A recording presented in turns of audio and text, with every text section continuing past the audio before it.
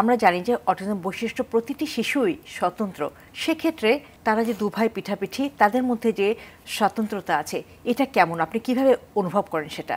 আইমান হচ্ছে খুবই হাইপার, ও খুব চঞ্চল, খুব আদুরে, খুব চঞ্চল একটা ছেলে, খুবই লাফালাফি, দৌড়াদৌড়ি, ঝাপাঝাপি, এরকম এক্সপ্রেসিভ, খুবই এক্সপ্রেসিভ।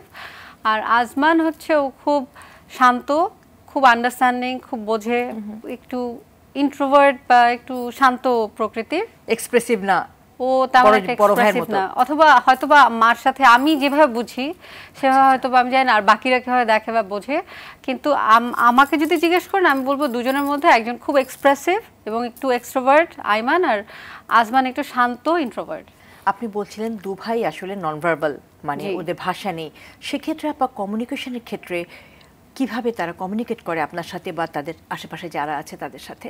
আমি তো 24/7 টাইম দিয়েছি, তো যার কারণে আমি তো বুঝি কি বলছে বা কি বোঝাতে যাচ্ছে, ওদের বাবা বোঝে, আর বাকিরা বোঝে। যেমন দৈনন্দিন জীবনে আমাদের যা যা করতে হয়, ঘুম থেকে ওঠার পর থেকে ওরা প্রত্যেকদিনই একই রকমভাবে চলে, ডিসিপ্লিনে থাকতে হয়, তো ডিসিপ্লিনটা আমরা মেনটেন করি। এবং ঘুম থেকে ওঠার পর থেকে যা যা হবে এগুলো প্রত্যেকদিন যেহেতু হচ্ছে একই জিনিস, ওই সব জিনিসগুলো তো ওরা বোঝে যে এখন কি হবে, কমিউনিকেট করতে পারে। যেমন পানি খেতে চাইলে পানির বোতলটা এগিয়ে দিবে, বা যেখানে পানি আছে ওখানে গিয়ে বোঝায়। কিন্তু আসলে কি ওরা এত হেল্পলেস, কারণ যেহেতু কথা বলতে পারে না, মানে আতঙ্কিত থাকতে হয় সব সময়।